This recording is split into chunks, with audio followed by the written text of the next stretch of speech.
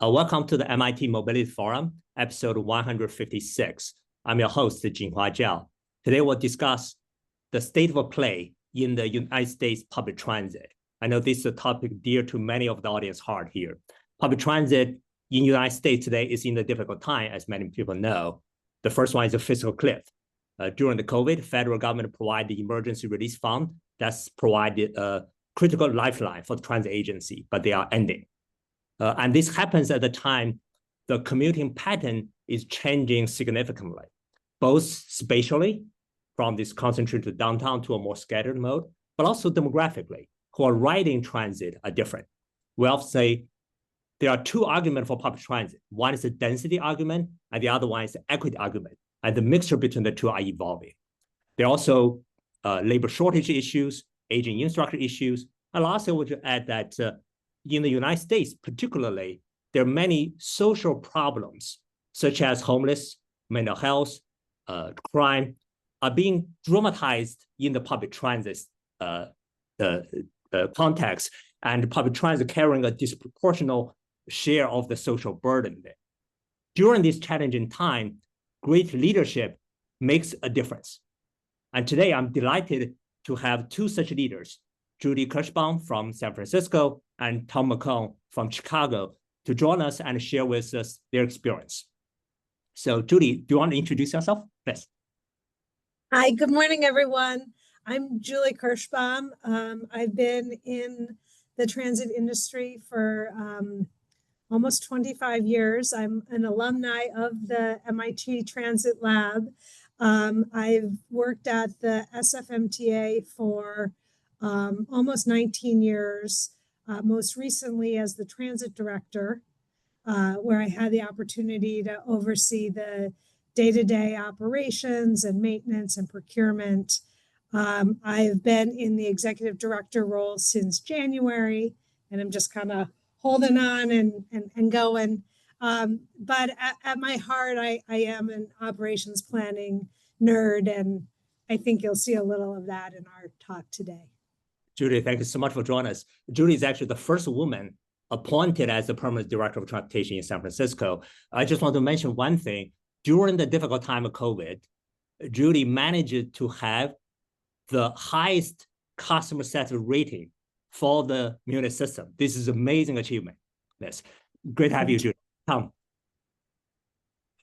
Hi, good morning. Good morning, everyone. I was actually rejected from MIT, but I'm not holding that against this particular crew here. I've been at Chicago Transit Authority since 2012. I've held various roles there in finance, administration, and now I'm chief financial officer. So I've seen a variety of things happen from the organization, but happy to be here and talk with the group. Thank you, Tom. Tom is instrumental to CTA's physical stability, the operation resilience, and as well at the same time, promoting and championing this modernization project in Chicago. And more specifically to MIT Transit Lab, Tom is the champion of the MIT CTA collaboration. Many of our own students benefited from this very long-lasting and stable support from CTA. Thank you, Tom, for joining us as well. So before the formal presentation, I will invite each of you to give a 30-second take-home message for the audience. Julie, will start from you again. I think my takeaway would be that there's a lot of different ways that you can innovate as you think about transit service. But for our agency, we are really doubling down on safety and reliability in the customer experience. We are also laser focused on solving our funding challenges, which is not something that is unique to Muni, but something that I think all transit agencies in the United States are grappling with. Thank you, Julie. Tom. Yeah, my key takeaway here is be optimistic. Transit is amazing. It is awe-inspiring. It delivers all kinds of solutions to all kinds of issues that we're facing today. Transit, of course, as you laid out, Jinhua, is facing its own set of challenges right now. but it is still amazing. It is still awe-inspiring. The people who are involved in transit are incredible. And so I don't want to forget that as we continue to talk about challenges and what lies ahead in the future. I think the future for transit is really great because it does deliver so many good things to our cities and to our society writ large. Wonderful. Now I'll invite Tom to start the formal presentation, followed by Judy. After that, Professor Nigel Wilson and Jim Aloisi will give a remarks on that. So Tom, go ahead. Great. Thank you. Let me share my screen here. Okay, Jinhua, can you see that? Yeah. Okay, great. So I'm going to take you through some of the details of where we're at with Chicago Transit Authority, both in terms of what has happened over the past few years and then what we're looking at going forward. What you see here actually on these two photos is a picture of our newest vehicles. The one on the left-hand side is our new rail cars that are being built in Chicago, put into service right now on our Blue Line. And on the right-hand side, you see our new electric buses that are servicing our number 66 Chicago Avenue route. So overview of CTA, the stats are here and you can look those stats up if you want to online specifically. But needless to say, a very large transit organization, depending on sort of when and where you're counting, we're either number 2 or number 3 in the country in terms of rides provided. In 2024, we were just under 1 million rides a day. And in 2025, we're over 1 million rides on every weekday. And that includes Mondays and Fridays. So we have seen continued robust growth in ridership this year. And importantly, too, I think the last bullet point on the top here, over 25% of Chicago households don't own a car. So that means that they are very dependent on the built environment and on the public transit system to get around in our city. We think that's one of the huge advantages is the fact that you can live here and not have a car, whether you do that by choice or you don't have a choice in the matter. Chicago is a very accessible city, and it's accessible because we have such a robust public transit system. And that's made up of large legacy system of rail cars on a rapid transit system, about 1,500 cars there. We do have direct service to both of the airports in Chicago, one on the Blue Line and one on the Orange Line.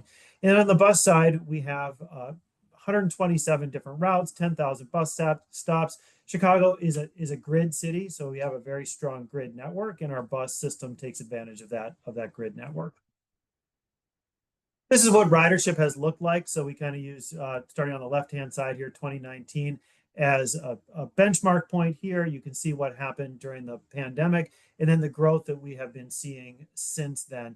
So what I'll say is we have seen robust growth since the drop-off of the pandemic. We have seen stronger growth on bus than on rail, and you'll see that if you do the math in terms of the shares that we had pre-pandemic and what we're seeing post-pandemic in terms of that recovery. Stronger recovery on bus than it has been on rail, but this year we have seen rail starting to catch up with bus and seeing more robust growth out of our rail system. And importantly here, this is in the third bullet point, is that the total ridership may be lower than it was pre-pandemic, but when we look back to these 30-day periods and how many users or riders we were serving in a 30-day period, it's the same number of actual people.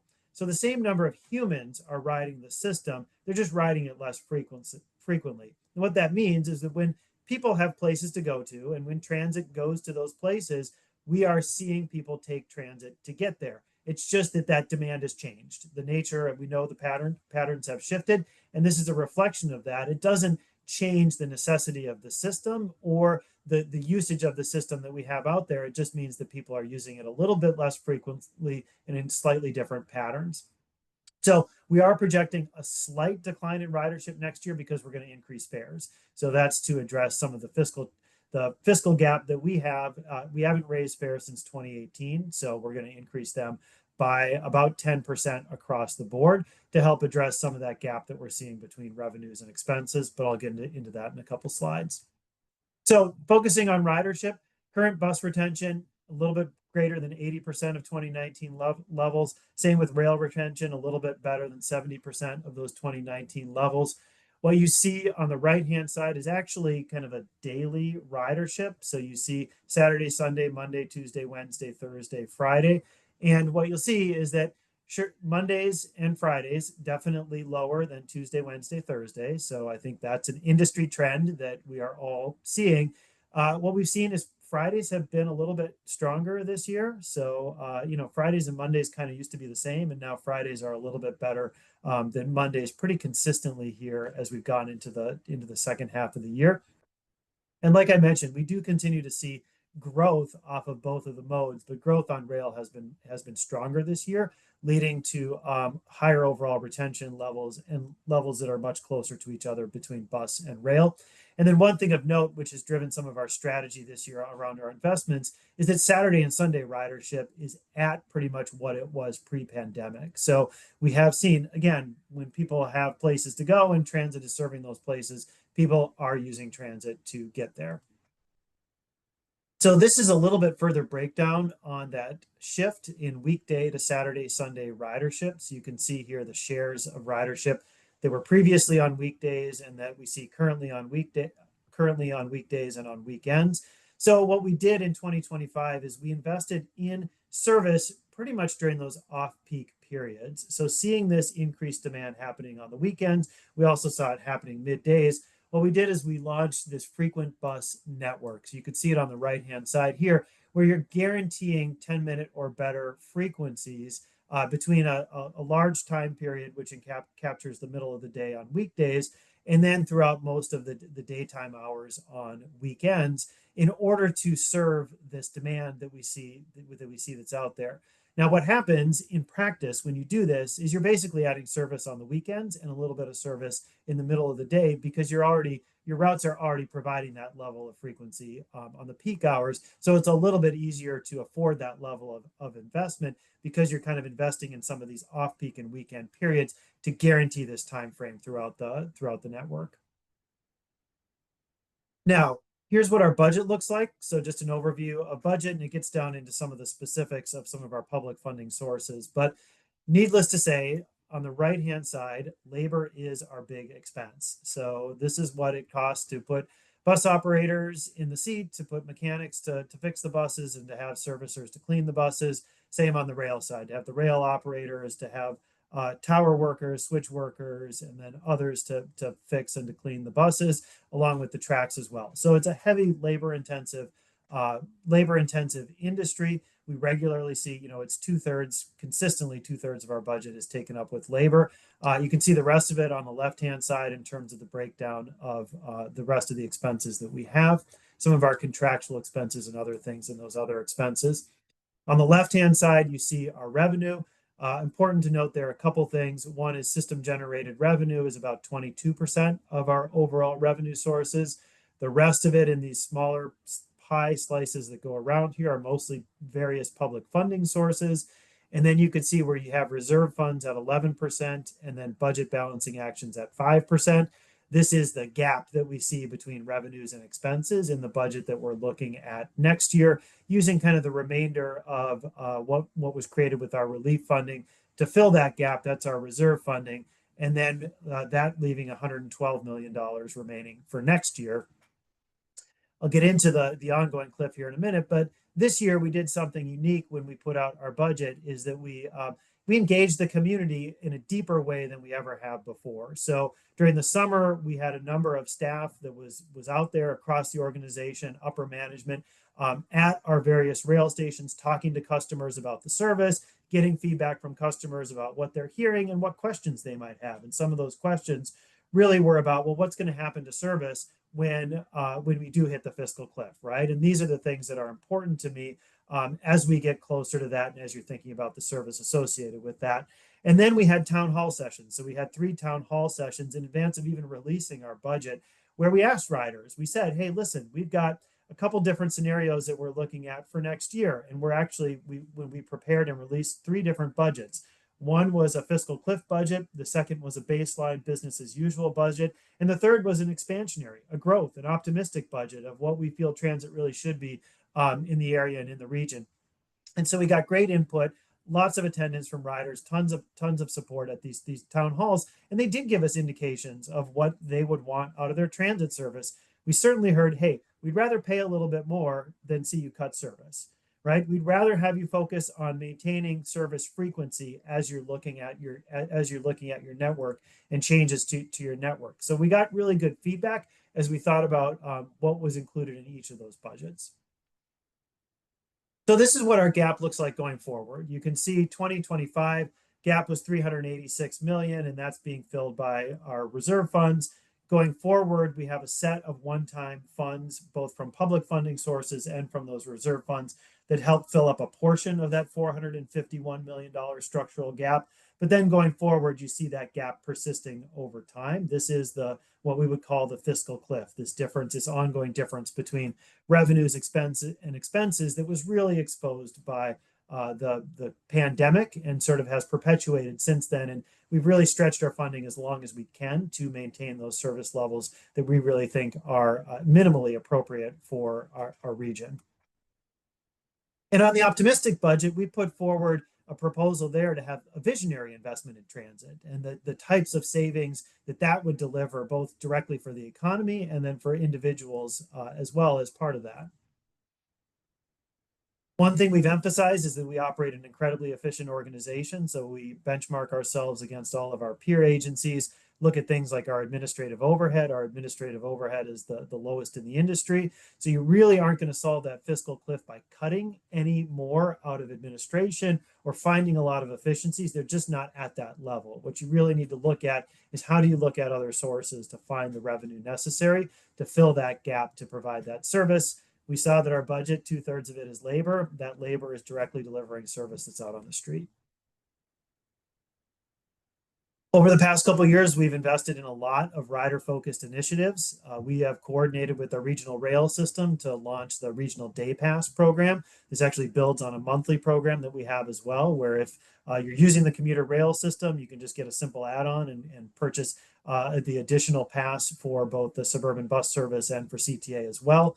We've launched a chatbot to better interact with our customers and get that feedback directly in real time through that technology with our customers. And like I mentioned, we've improved service frequency. And then on the right-hand side, you see the level of customer complaints. And you can see how those customer complaints have diminished as we've continued to invest in our service across the system.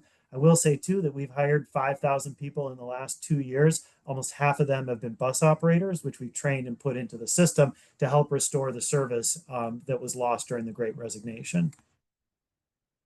We focused a lot on safety and security, #1 item that shows up in our customer surveys. So we've been working with our Chicago Police Department to find ways to continue to invest in the security of our customers and riders and in the security of our employees as well. So you can see our bus shields, you can see the real-time station, the real-time monitoring system that we have with Chicago Police, and some of the environmental things we've done to improve lighting, to do some more pilot programs to help improve the environment that our customers are in as well. We focused on performance, and we provided more transparency around our performance than ever before. And then on the capital side of it, we've really focused on making our stations accessible. We have a robust all stations accessibility program. We're focused on modernizing the fleet, moving towards a full zero emission bus fleet as well. Obviously, our rail fleet is already zero emission as it's fully electrified as well, and we're delivering new vehicles into that as well. I'm sure you could do a whole separate MIT mobility forum on the electrification, and I know you've talked about this and what that means for public transit fleets.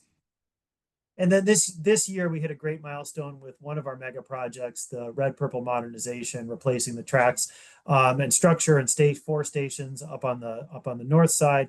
Kind of our busiest line, the Red Line North carries 23% of our rail ridership. In desperate need of reinvestment as the embankment it was on was really falling apart. So it's $2.2 billion project, variety of funding sources that were a part of that.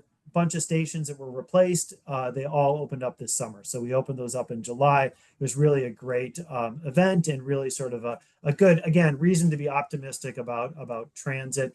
And you can see there, I love the pictures on the left-hand side where we have the track as it was before we made the investment, where everything's trying to cross over and customers are waiting for those trains to cross over. And then the after, right, where we've cleared up that that congestion there and really save people a ton of travel time on two of the busiest lines in our system, and then all those new stations opening up on the right-hand side as well. And we've seen double-digit growth in terms of ridership at those stations now compared to the temporary stations that were in place. So really strong, and again, those reasons to be optimistic about the transit and the future of it.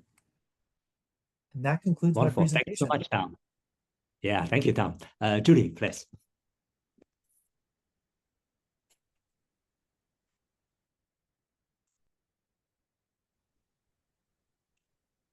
Are you seeing my screen? Yes. Okay. Just wanted to start by talking a little bit about the SFMTA because it is unique. Muni has the honor of being the oldest public transit system in the country. We often say that Muni was formed out of a riot. It was essentially all of the poorly treated workers from the private railroad really stood up and said, we're not going to accept these conditions anymore. There was brutal competition in order to try to have very, very marginal benefits, really reflecting, I think, the first acknowledgement that transit is a public good. And a lot of what we're going to be talking about as we think about how we fund transit and why we fund transit really comes from that acknowledgement.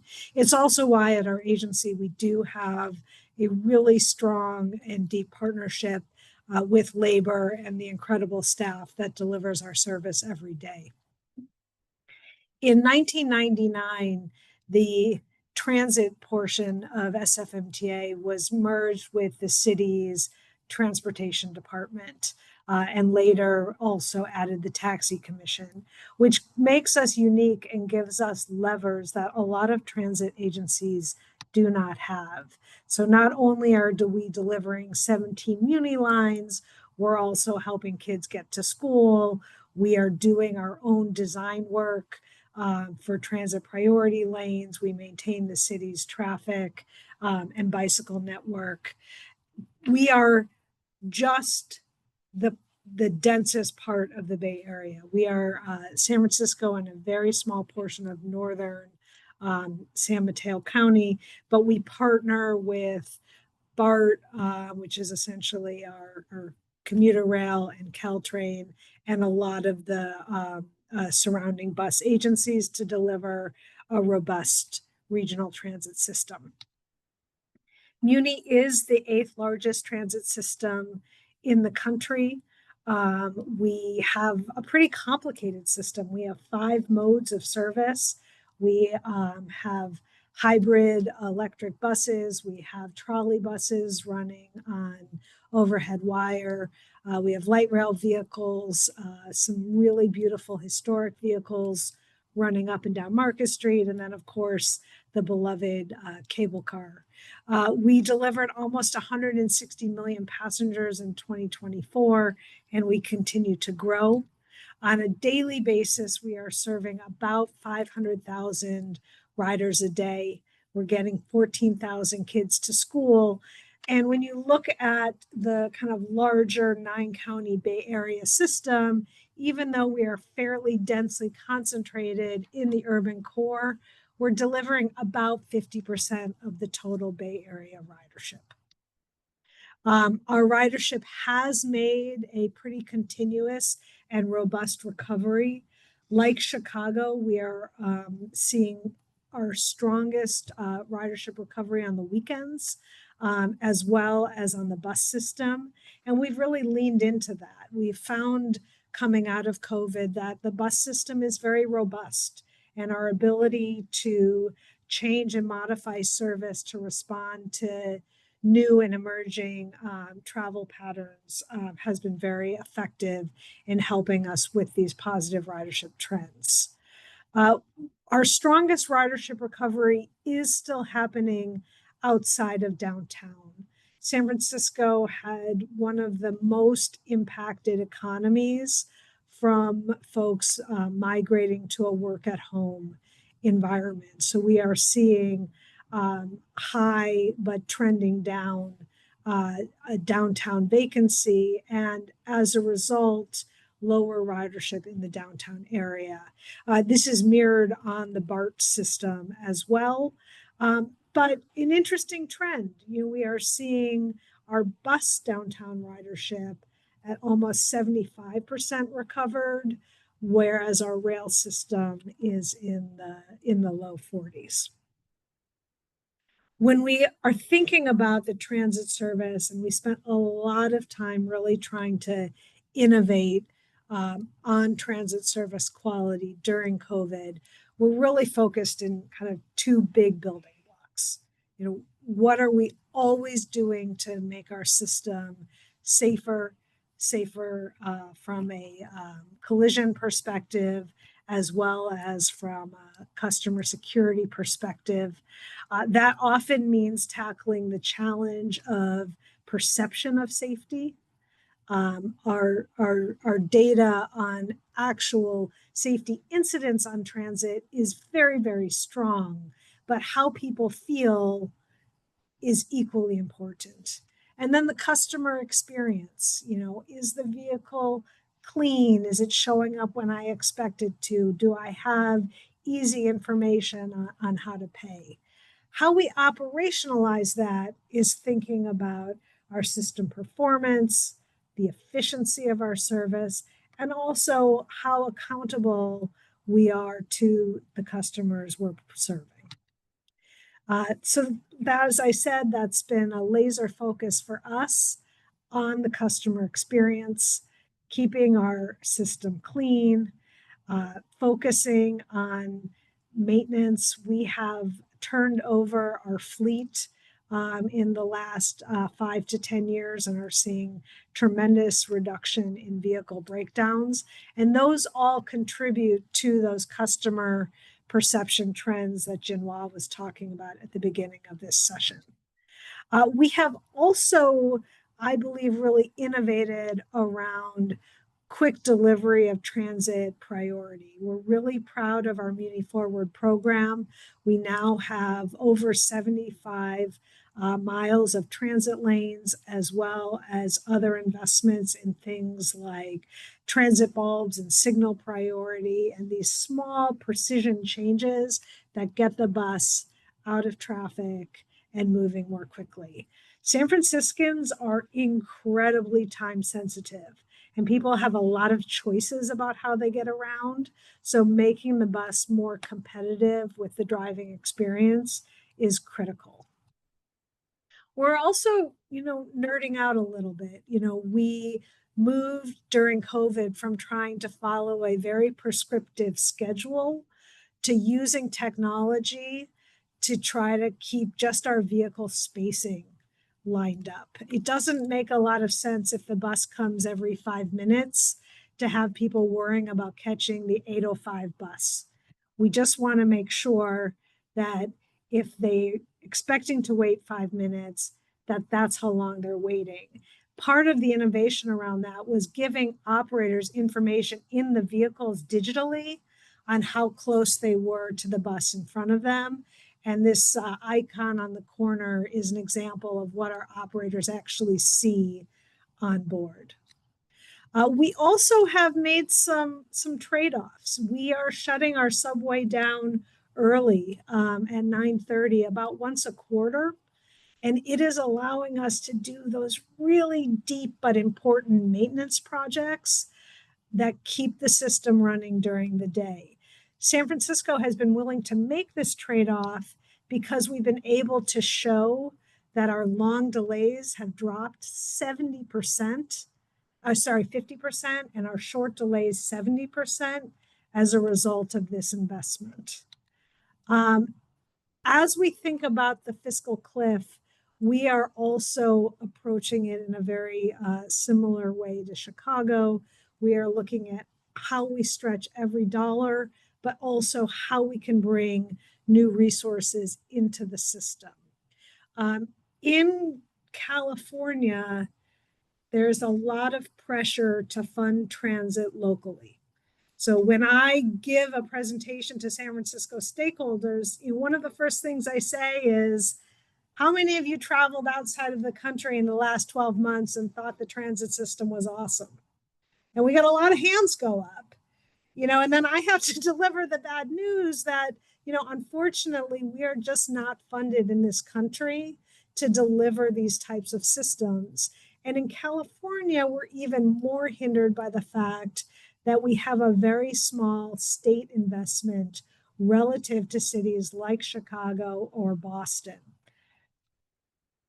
We have in San Francisco kind of bridged that gap through, I think, a lot of innovation. So I talked at the beginning about all of the physical benefits of combining Muni and the Department of Transportation. And certainly the Muni Forward program is facilitated by having in-house traffic engineers that are working day in and day out on how to optimize our transit service. But there's also a funding innovation. Muni benefits from all the dollars San Franciscans pay to park. So there's a direct subsidy. We also get a pretty significant portion of the city's general fund, and then we also benefit from fare revenue. So, kind of approaching COVID, in San Francisco, we felt like, we had a pretty diverse funding base. But what we're finding is that as we come out of the shock of COVID and so much of our downtown is impacted, all of our funding sources are impacted in the same way. So, for example, if you look at what we were collecting in fares in 2014 and 15 and you adjust it for inflation, we would be collecting more than double what we are collecting currently in fares. Parking is also impacted. Our downtown garage, our biggest one is on 5th and Mission, across the street from a failing mall. That parking garage alone used to generate $20 million a year in revenue for the agency. We'll be lucky this year if we collect 6.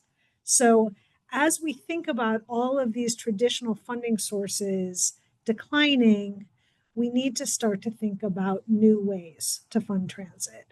And part of how we've been doing that is by stretching the dollars that we have. And I think almost every transit agency in the country is doing this in some way or the other. So we have had to do our own belt tightening. In some cases, that has meant investing in things that help pay for themselves. The Muni Forward program is an example of that. Our operational costs go down when our bus speeds go up. It has also meant some surgical reductions in service. We have also reduced staffing levels. So we have given up vacancies, we have reduced management structure, anything we can to really show that we are stretching our public dollars as far as we can. But I want to be really clear, and I've been talking about this kind of throughout San Francisco because we're getting ready to be on the ballot.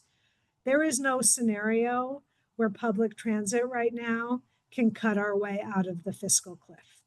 We just simply, because it is such a public good, because it is driving our economy, it is driving our city's health and our climate health, there's no scenario where we can close this gap just with efficiencies alone. And the reason for that is so much of our costs are from direct transit service provision.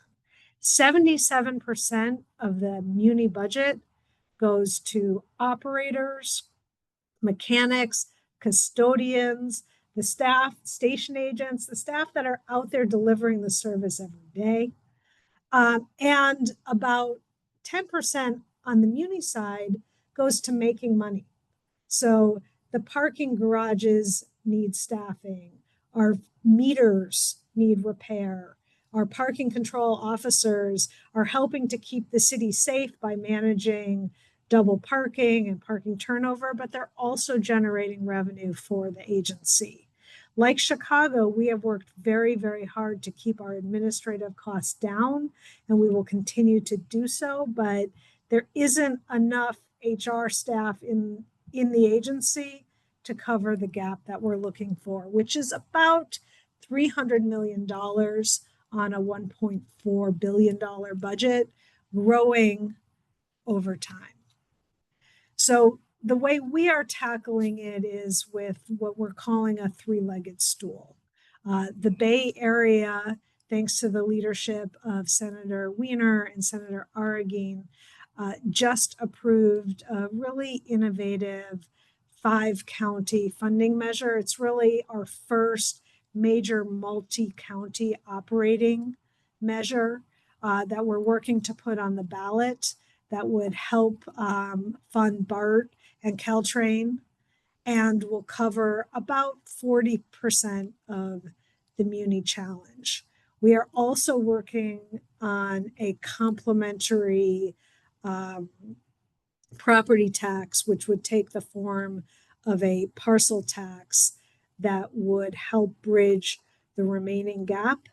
But even with these large asks to taxpayers, we are still not able to fully close the gap. So we will also need to just continue to look for those cost reductions, continue to invest in transit lanes to try to make our extra boards more efficient, to look for savings as we work to bring our operating costs in closer alignment with our revenues, which is a struggle that all transit agencies face. So with that, I think I'll wrap up and I look forward to our discussion.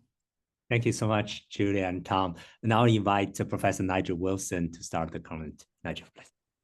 Thank you very much.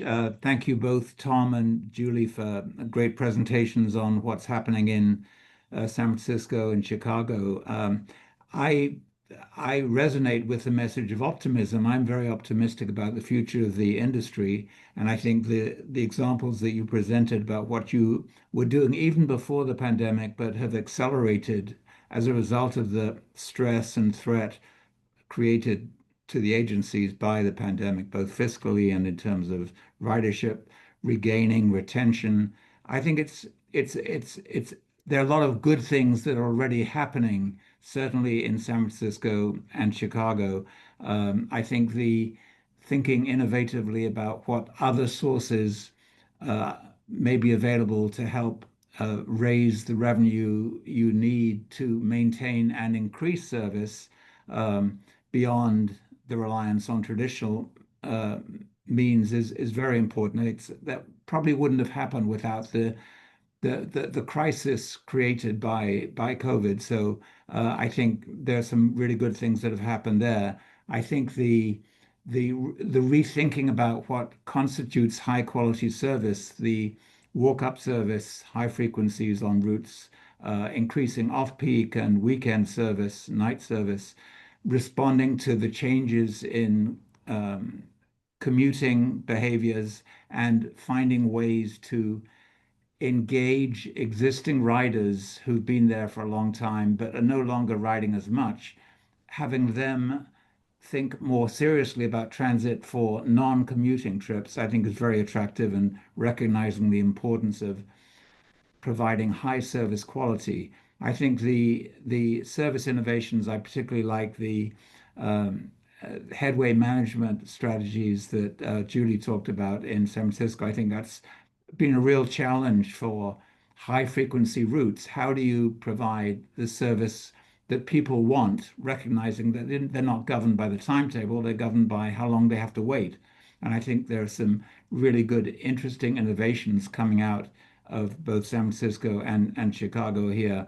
I think in terms of what was talking about comparing the experiences abroad when a US individual travels to Europe or Asia and sees the quality of service, certainly funding is a big difference, and urban development is another big difference. We're sort of invested in development at fairly low density levels with a weaker downtown certainly San Francisco and Chicago have very strong downtowns, and that's a critical part of the ability to provide high quality service to many people. But I think there are other aspects of innovation, certainly the things that are happening now in terms of more use of signal priority, more careful allocation of the scarce street space to buses, so that short of investing in additional rail facilities, you can improve the quality of the bus service. I think that's very important. I think it's a lesson that's being widely adapted now, not just in Chicago and San Francisco, but in the industry in general. I also think the questions of sort of institutional and organizational arrangements are interesting ones. If you look at Europe, there's much more recognition that perhaps there should be a public authority making the important policy and planning decisions, but maybe the operations don't have to be provided by that same public entity. And I don't think there's much of that happening yet in the US. And I think that's something that might come out of the crisis that the industry is dealing with now. I think the integration with microtransit and demand responsive services generally, even if they're not provided directly by agency staff, I think it's a very important thing that I think is being recognized generally in the industry. The final thing I'd like to say is that San Francisco and Chicago, as Tom and Julie indicated, are both very strong public transport markets in the US. And of course, there are many smaller metropolitan areas which don't have the established structure for delivering high quality public transport services, where the stress, what the challenges they're facing are even greater than they are in San Francisco and Chicago. So I think I'm very optimistic, but I think we have to recognize that there are a series of smaller markets outside the dozen or so really big cities, of which San Francisco and Chicago are two, where we may have to think about more radical restructuring about the role of public transport. Anyway, thank you very much for the presentations. I really enjoyed it. Wonderful. Thanks, Nigel. Jim, please. Well, first of all, I think, can you hear me okay? Yeah. It's really rewarding and encouraging to hear these stories of transit adaptation and recovery in this sort of weird and wonderful post-pandemic environment. I mean, we see this with WMATA, we see it in King County, Seattle, we see it today with Chicago and with San Francisco, that agencies are focused on what I would call transit adaptation, sort of thinking about how to respond to new journey patterns. Those journey patterns are different spatially, they're different temporally. We find, in the work that we've done with Chicago and with San Francisco, we find interesting patterns about mobility of care, where in Chicago, more people are using CTA for mobility of care purposes than they are to get to work, right? And so, which people don't really focus on as we talk about transit as a public good and why it's important for people, for legislators or other government bodies or the general public to want to invest more in this public good, right? That it's essential to the quality of life that many, many people need to have, that access to opportunities and resources. And it's not just jobs, jobs are critical, but it's much more than jobs. Julie used a phrase that I want to just focus on a little bit, which is the sort of perception versus the reality. I think there are three issues in the work that we do, and then the work that I'm particularly focused on with transit agencies these days, other than the obvious issue of the fiscal cliff and the fiscal pressures, which can be existential if they're not resolved properly. Agencies are dealing with the issues of safety, and they're dealing with issues of fare evasion, which often intersect. And I think that there are differences in the way that these are perceived by the riders, by non-riders in the public, by media, and the reality, right? We know that the reality is it's a lot less safe to drive than it is to take transit. But perceptions are often reality, and dealing with that issue, particularly in dense urban areas where transit agencies have to respond to the needs of many different people, is a real challenge, right? Fare evasion often intersects with that. If someone sees someone fare evading, they perceive a sense of being unsafe. And how do we deal with these issues in ways that are cost benefit to specific approaches or interventions, right? Frequency of service often plays into these perceptions of safety. If you're standing at a bus stop at any length of time or in a subway station for a long period of time, the perception and maybe even the reality of your safety goes up. And so service delivery intersects with these issues as much as they intersect with each other.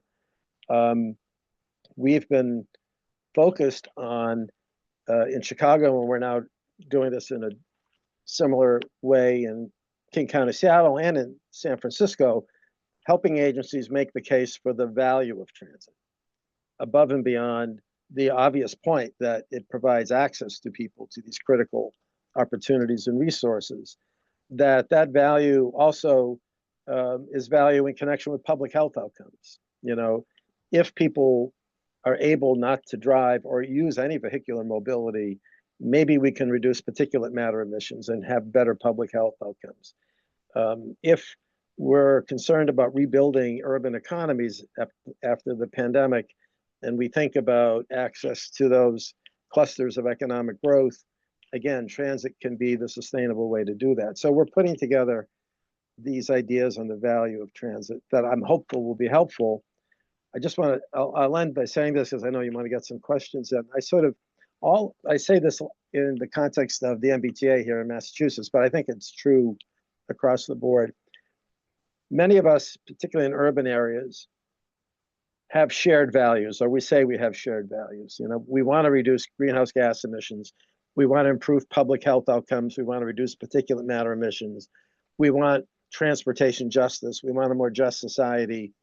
We want economic growth and rebuilding economic growth in our cities. Well, you can't do any of those things without a highly functioning transit system. You just can't. I mean, we can kid ourselves and think that you can achieve all those goals in an automobility monoculture, but I don't think that's the case.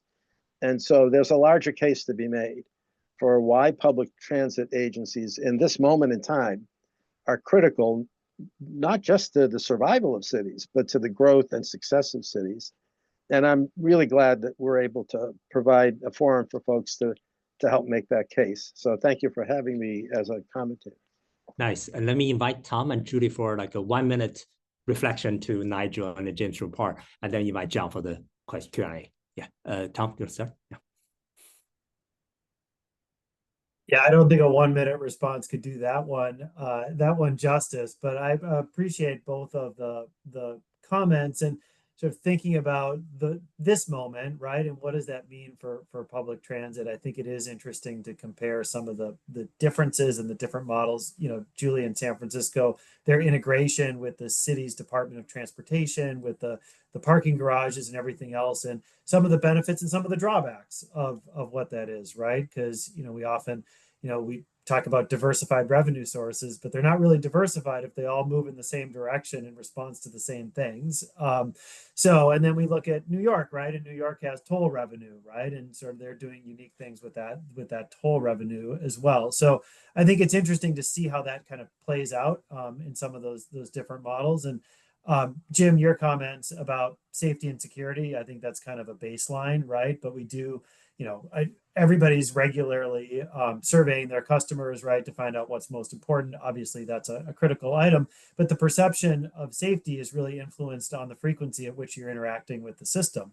So our most frequent riders are more comfortable with the safety and security and perceive it as being safer than our least frequent or the non-riders, right, who don't have that same perception, which is, I think, opens up the question, the challenge of how do you break through that, right? To say, hey, listen, let's break through this perception barrier. Certainly, there's things out there that are real, but that's the nature of the world we live in, and so how do we break through that to get people sort of more comfortable with that baseline? And then we're doing everything else, delivering the frequency, delivering the information, everything else to help, you know, make sure that your travel experience is as seamless and as fast as possible.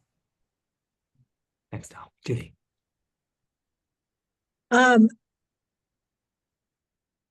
I really like the idea of thinking about what the success and innovation at the larger agencies can kind of teach or show at some of the smaller agencies. And I do think in San Francisco, there is a lot that we're doing that is relatively easy to replicate.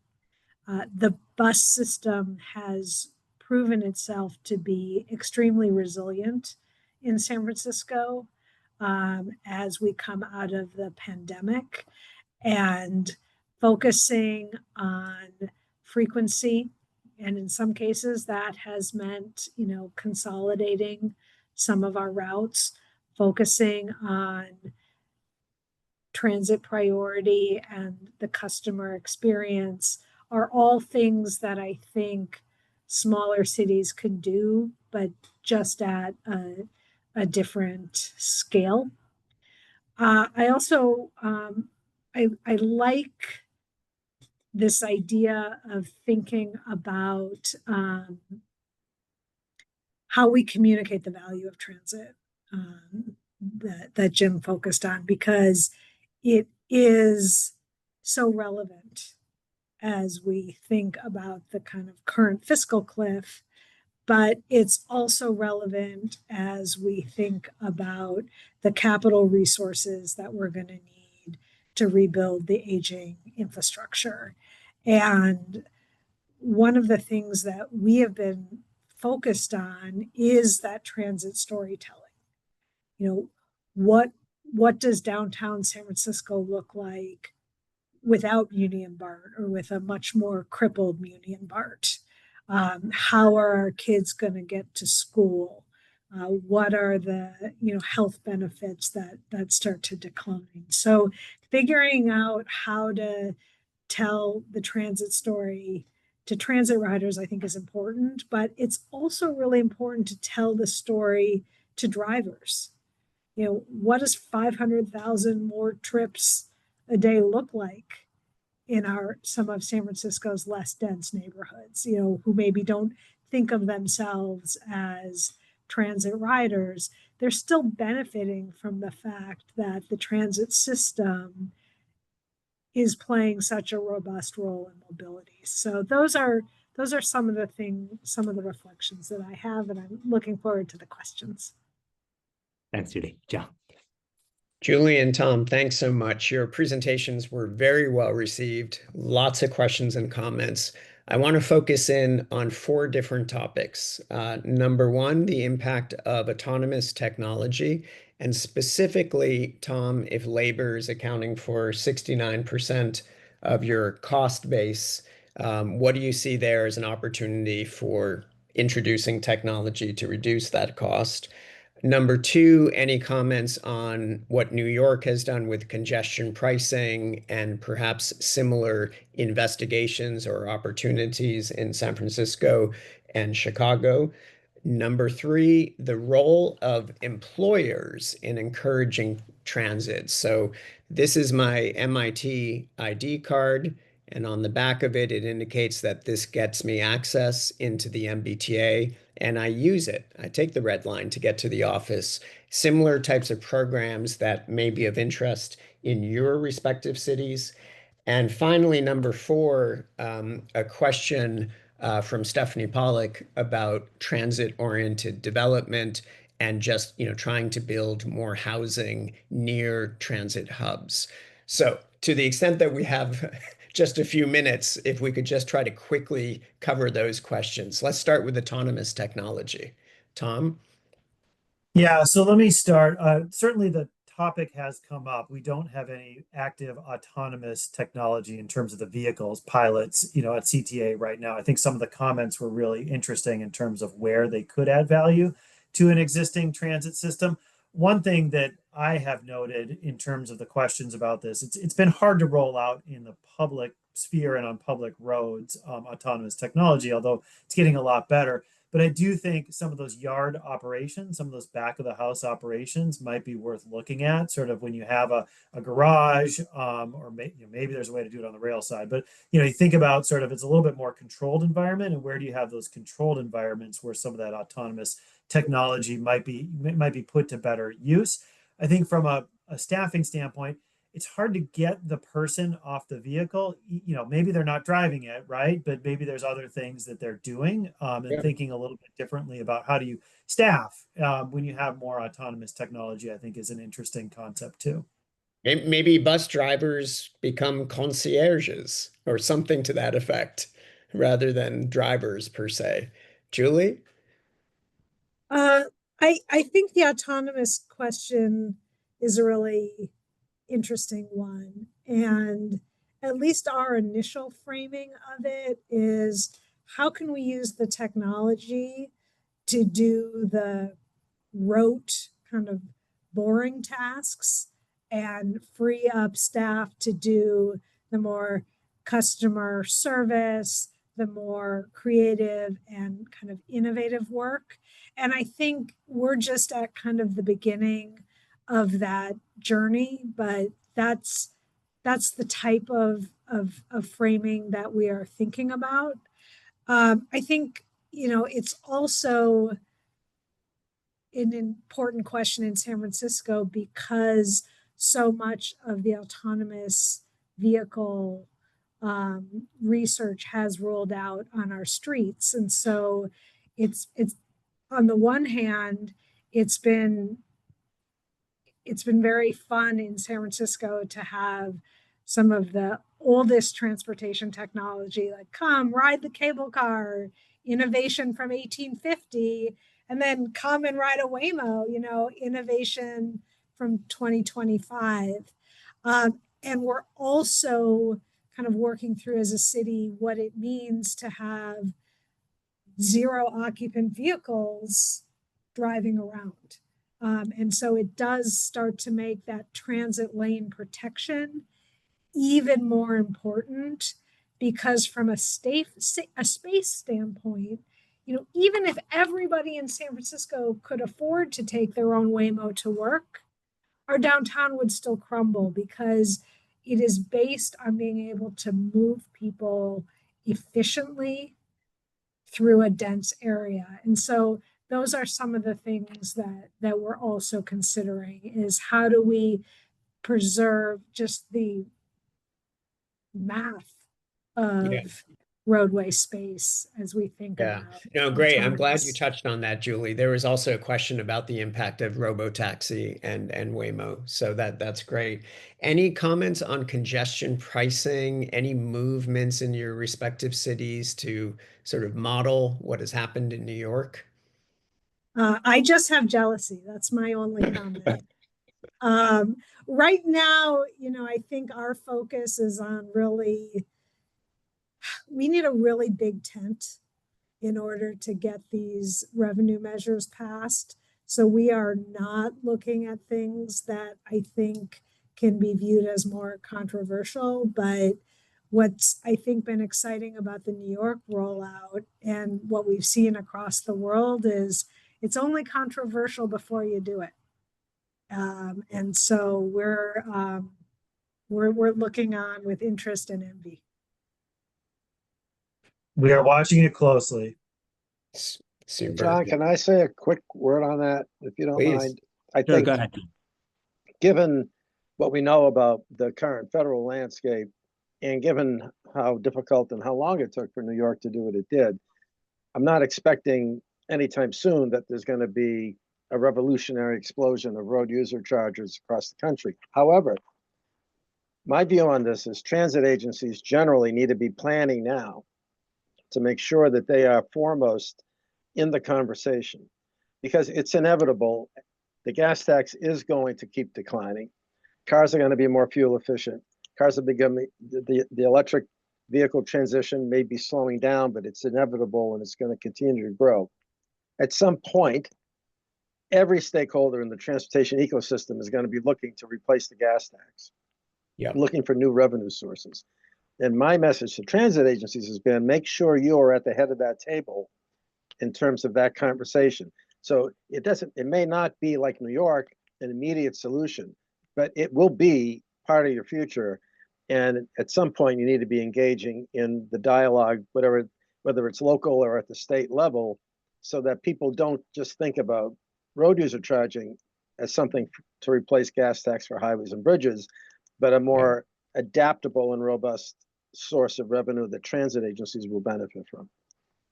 And Jim and Bhuvan released a fantastic report on the impact, thinking forward about what happens with the gas tax, particularly with electrification. It's available on the research section of our website. And I know we're out of time, so back to you, Jinhua. Sure, yeah. Thank you, Julie and Tom. And despite the challenging time, it's really refreshing to see both of you brings this injection of energy and hope to the public transit agency. So everybody, please join me. Thank Julie and Tom for the presentation today.